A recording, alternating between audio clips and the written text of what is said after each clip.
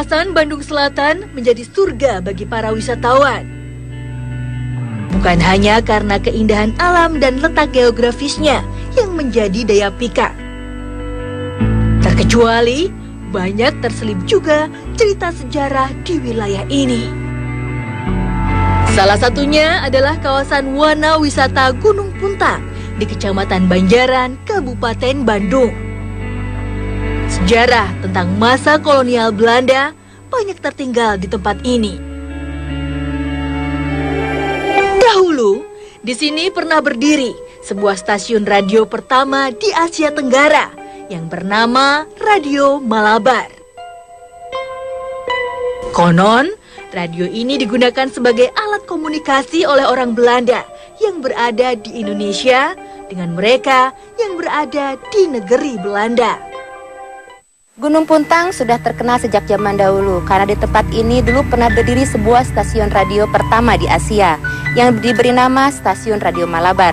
Stasiun radio tersebut berdiri pada masa pemerintahan kolonial Belanda dan hingga saat ini masih banyak terdapat puing-puing dan bahkan ada sebuah gua yang oleh masyarakat sekitar sering disebut Gua Belanda. Untuk cerita selengkapnya, mari ikuti penelusuran saya.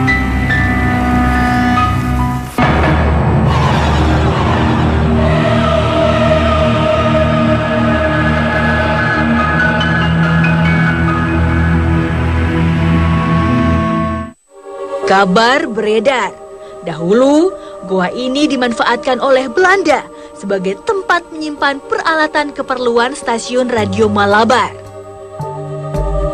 Saya pun mencoba untuk menggali informasi tentang sejarah goa Belanda ini dari rekan saya, Kang Ridwan. Beliau juga seorang penggiat aktif di bidang sejarah. Nah, ini kita udah sampai di depan gua Belandanya. Tapi apakah emang gua ini dibangun waktu zaman Belanda, Kang? Nah, itu sebetulnya belum terlalu jelas, nggak ada keterangan yang cukup jelas tentang itu. Tapi kalau lihat bagian depannya seperti bukan gua Belanda. Kalau gua Belanda biasanya rapi, kalau ini tidak dilapis dengan semen atau batu. Tapi kemungkinan dibangun pada masa Perang Dunia Kedua. Tapi kenapa orang-orang bisa mengenalnya ini dengan Gua Belanda? Nah, itu ceritanya karena di atas ini memang ada satu stasiun radio besar, Radio Malabar, yang memang sudah cukup lama didiami oleh pihak Belanda. Di bagian sana juga ada permukiman-permukimannya, orang-orang Belanda tinggal di situ. Kemungkinan acuannya itu. Dan gua ini apakah ada hubungannya dengan radio Malabar itu, Kang? Ya, dugaan yang paling kuat memang berhubungan dengan keberadaan Radio Malabar. Yang pertama, sebagai tempat untuk melindungi perlengkapan siaran radio. Dari panjang gua ini sendiri kira-kira berapa meter, Kang? Kalau yang sekarang bisa kita akses sebetulnya nggak terlalu panjang, hanya sekitar 100 meter, nanti akan keluar di kebun kopi. Tapi kalau dari cerita rakyat di sini, sebetulnya di salah satu sisi di gua ini ada jalur lain yang selama ini yang sudah cukup lama ditutup. Katanya itu lebih panjang lagi, sekitar 1 kilometer dan sampai ke satu curug di atas Gunung Puntang. Kami melanjutkan penelusuran ke dalam goa. Ya, ini bisa lihat kalau bagian dalamnya nggak terlalu rapi ya, kayak buatan biasanya gua Belanda, dilapis semen. Kalau ini hanya ditumpuk-tumpuk seperti itu, makanya ada juga yang curiga mungkin ini bukan buatan Belanda tapi buatan Jepang ketika mereka sudah menguasai wilayah Radio Malabar ini. Nah, bagian ini agak berbeda dengan yang tadi awal kita masuk. Di sini mulai terasa bahwa bagian gua ini dibuat oleh Belanda. Selain lebih rapi, juga dia lebih tinggi dan lebih lebar. Jadi orang lebih leluasa, orang Belanda lebih besar badannya. Nah, sekarang di sini ada seperti gundukan tanah ya, Kang ya? Apakah ini ada hubungannya dengan pintu yang tadi aku bilang? Ini yang tadi diceritakan soal pintu itu yang mungkin ditutup belakangan, karena dari bahannya juga dia agak berbeda dengan bahan ini di beton, dan ini kelihatan lebih baru. Di bagian situ juga kalau mau ngintip-ngintip masih kayak ada ini ya? Ya, ada jejak, ada ruang di bagian dalamnya.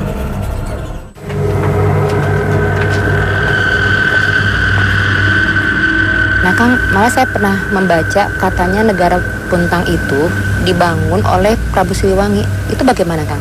Ya, kalau sepanjang pengetahuan saya dari buku-buku sejarah, catatan-catatan sejarah itu nggak ada yang namanya kerajaan Puntang.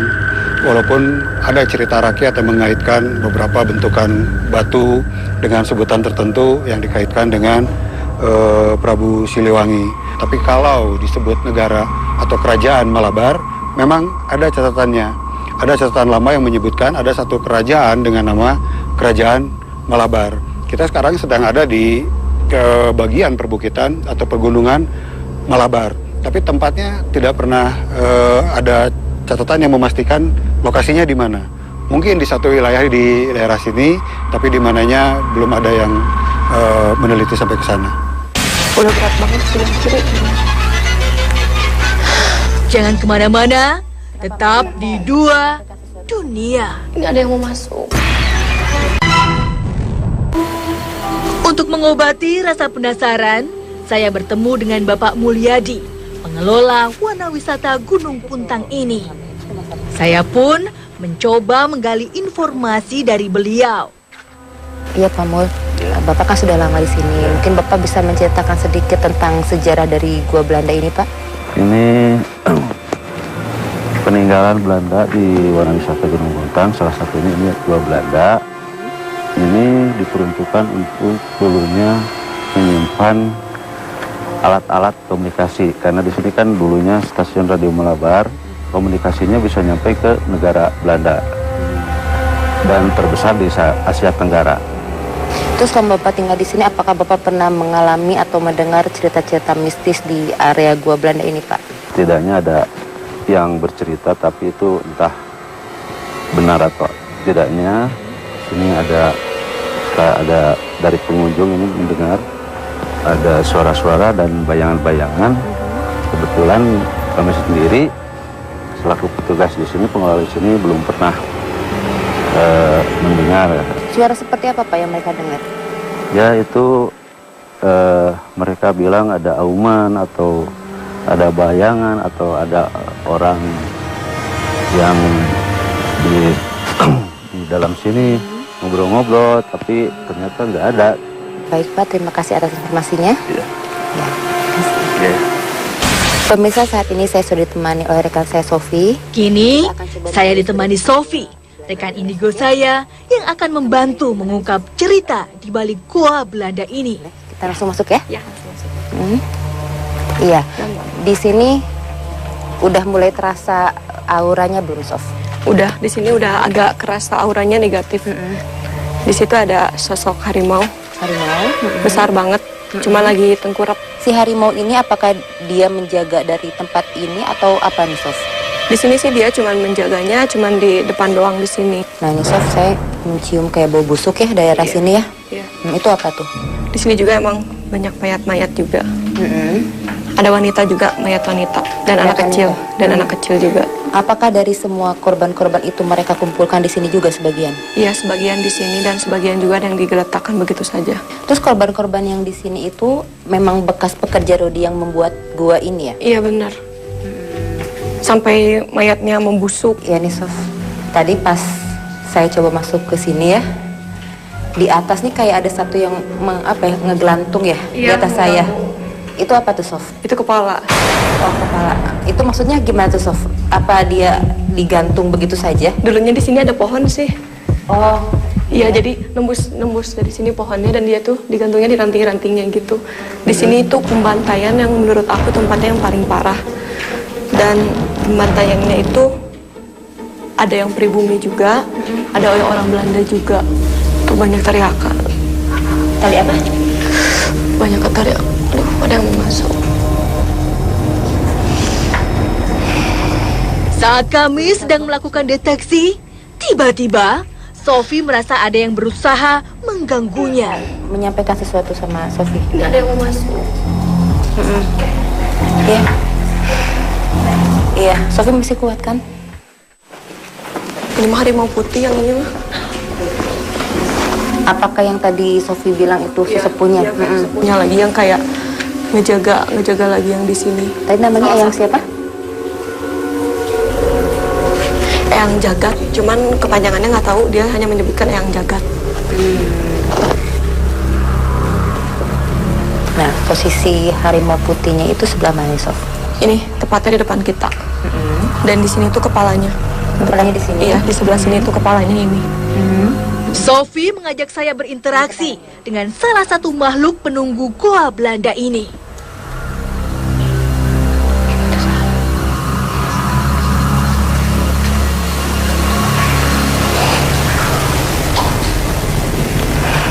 Nah, ini yang dipegang Mbak Intan. Ini telinganya. Ini telinganya. Nah, ini. Sebelah sini, ini kumisnya. Ini kumisnya. Nafasnya begitu emang ya, Sof? Iya, emang begitu nafasnya. Dia juga memakai seperti kalung lagi. Nah, ini kalungnya. Jangan ke sini ya. Iya. Yang dilakukan Eyang Jagat ini itu apa, Sof, di tempat ini? Dia tadi sempat berkomunikasi juga. Dia di sini ngejaga. Iya, menjaga, dan dia juga tidak mau begitu mengungkapkan juga. Karena katanya nanti juga banyak yang tahu siapa dia. Sof, saya juga pernah mendengar cerita tentang negara Puntang. Itu negara Puntang itu keberadaannya itu benar-benar ada atau bagaimana, Sof? Atau cuma cerita aja? Kalau Sofi lihat sih itu negara Puntang tuh seperti kerajaan jin lagi. Itu bukan asal-usul dari kerajaan yang sebenarnya bisa dilihat oleh mata. Itu kerajaannya yang di 2 dimensi. Jadi kerajaan jin. Emang yang membentuknya kerajaan lagi yang emang sangat mewah sekali. Dan di situ juga kebetulan yang harimau putih ini, dia tuh tidak menetap di sini, dan tetapi dia tuh kalau pulangnya, kalau tempat berkumpulnya tuh ada di Curug Siliwangi. Yang Curug Siliwangi itu dulunya ada dari tokoh kerajaan Sunda juga, namanya Eyang Prabu Siliwangi. Dia sempat bertapa di curug itu. Oh, bertapa di situ. Iya, Karena iya. saya pernah mendengar cerita juga, katanya si curug negara Puntang itu hasil buatan dari Prabu Siliwangi. Iya. Emang Jadi, betul? Emang betul, cuman itu tidak kelihatan. Negaranya tuh berbentuk kerajaan jin. Tadi ngeliat kayak ada yang berdiri terus di situ ya. Iya, emang ada. Jadi saya ngerasa terganggu. Itu apa nih, Sof, ya? Saat kami akan menyelesaikan deteksi ini, saya merasa ada sosok muncul dan mengganggu konsentrasi saya. Nah, saya di situ ada beberapa sih, ada 2 sih. Ada kakek juga. Terus di sini kayak semacam apa ya? Bukan binatang sih. Orang tapi semacam binatang. Ke atasnya tuh kepalanya tuh binatang dan berbulu. Iya, dan tadi waktu Sofi lagi bercerita sama saya, dia menampakkan apakah dia mau menceritakan sesuatu nih, Sof? Soalnya cukup mengganggu tadi sih. Iya, dia cuman penasaran aja kehadiran kita di sini tuh ngapain. Begitu. Iya, dan dia juga positif kok energinya, sama seperti yang ini, yang Jagat ini. Terima kasih atas informasinya ya, Sof, ya. Iya. Kang Ridwan mencoba melakukan penarikan benda pusaka dari dalam goa.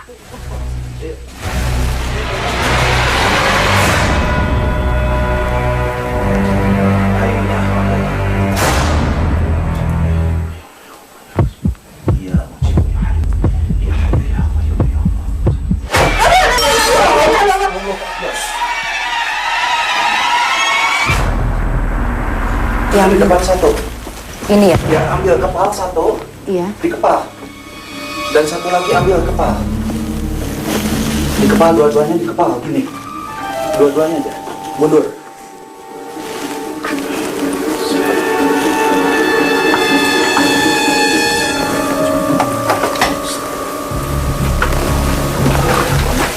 Ya, Kang, alhamdulillah ya, barusan kita berhasil menarik 2 buah batu, Kang. Ya. Ini mungkin akan bisa menceritakan ini batu apa, Kang? Kalau saya lihat itu di zaman era tahun 40-an itu salah satu batu mulia yang sangat terkenal. Sebetulnya ini golongan batu virus ya. Jadi kalau dihubungkan dengan sejarah di lokasi sini, mungkin ini merupakan salah satu aksesoris orang-orang Belanda saat itu. Dan waktu untuk penarikannya Kang, apa emang memerlukan mediasi seperti yang ada di dalam itu Kang? Sebetulnya kalau untuk kain itu agar supaya jelas pijakan untuk bisa kita lihat, itu hanya sebagai sarana saja, secara real gitu ya, bahwa benda tersebut dia akan dilemparkan atau turun di posisi itu. Adapun bunga di situ kita hanya sekedar simbol bahwa bunga itu perdamaian gitu ya. Ya baik Kang, terima kasih penjelasannya Kang. Kini, saatnya saya dan Kang Ridwan berinteraksi dengan makhluk gaib tempat ini.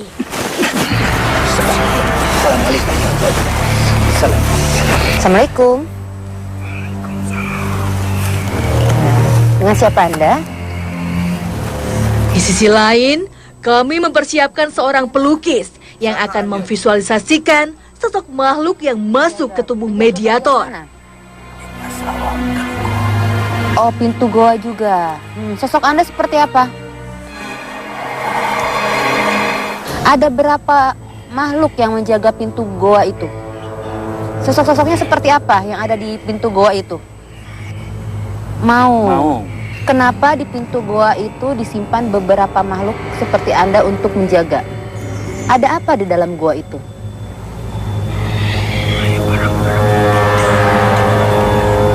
Barang itu sengaja ditanam di dalam gua itu.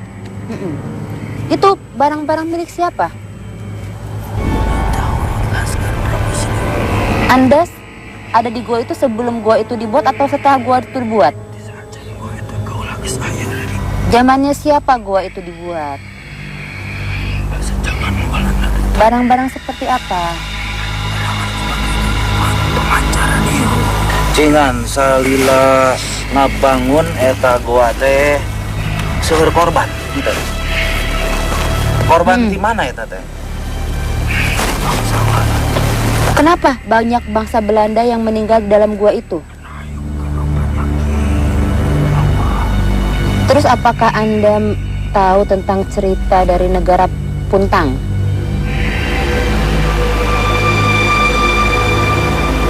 Ke negara Puntang teh di belah mana? Ini negara Puntang. Terus apakah gua itu sendiri memiliki peranan penting di negara Puntang itu? Tidak ada. Mungkin Anda bisa menceritakan negara Puntang itu negara yang seperti apa, siapa penguasanya? Karena tak mampu berkomunikasi, mediator disadarkan. Ya Kang Rahmat, ini ada lukisan ya Kang ya?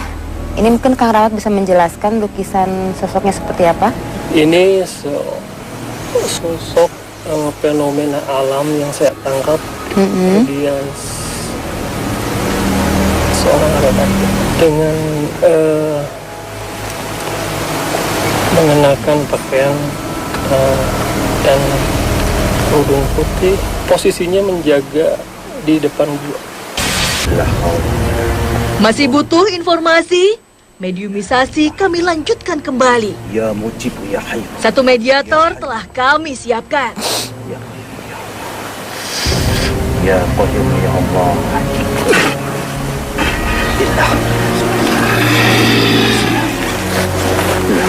Di saat yang bersamaan, Kang Rahmat pun sudah siap untuk menggambarkan kembali sosok yang masuk ke tubuh mediator kami.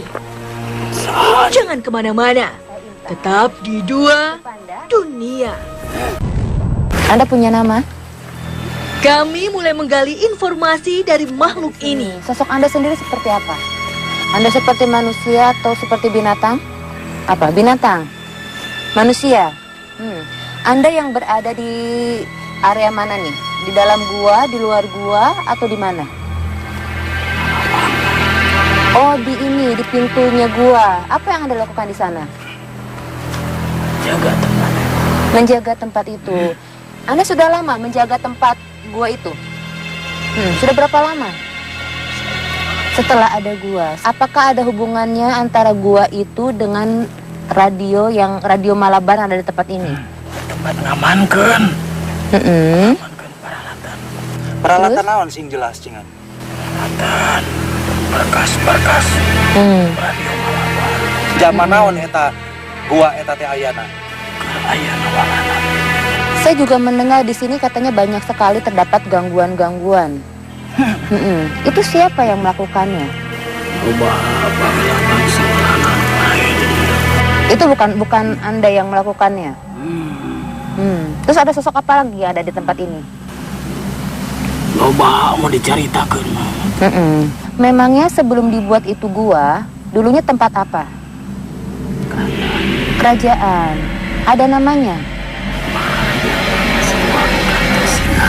Apakah kerajaan yang Anda maksud ada hubungannya dengan yang saya dengar negara Puntang? Mun anjeun apal jelaskeun negara Puntang teh kumaha? Saha pamimpinna? Bentuknya seperti apa? Siga kumaha cengan? Zaman bahula kerajaan yang menjajah. Siapa pemimpin dari negara Puntang itu? Tidak tahu.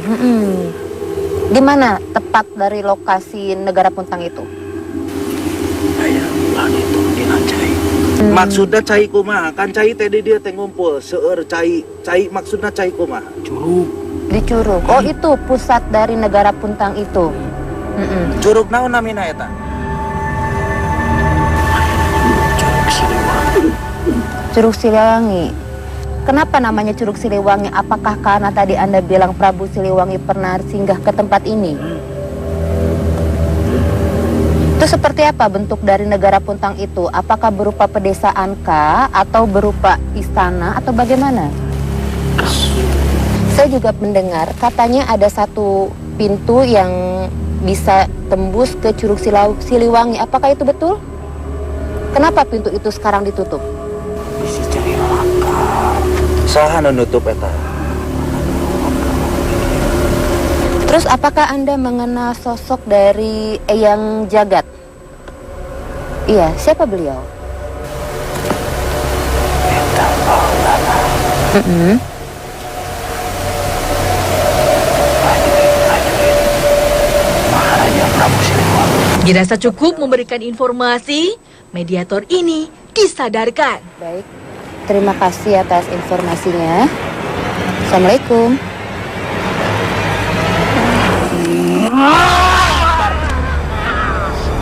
Namun, saat mediator ini akan dinetralisir, makhluk dalam sosok ini malah memberontak dan seperti ingin menantang Kang Ridwan.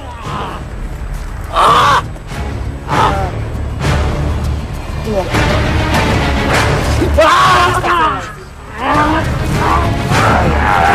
Tiba-tiba mediator yang sedang kami ajak komunikasi kembali dan sekarang sedang coba ditenangkan oleh Kang Ridwan.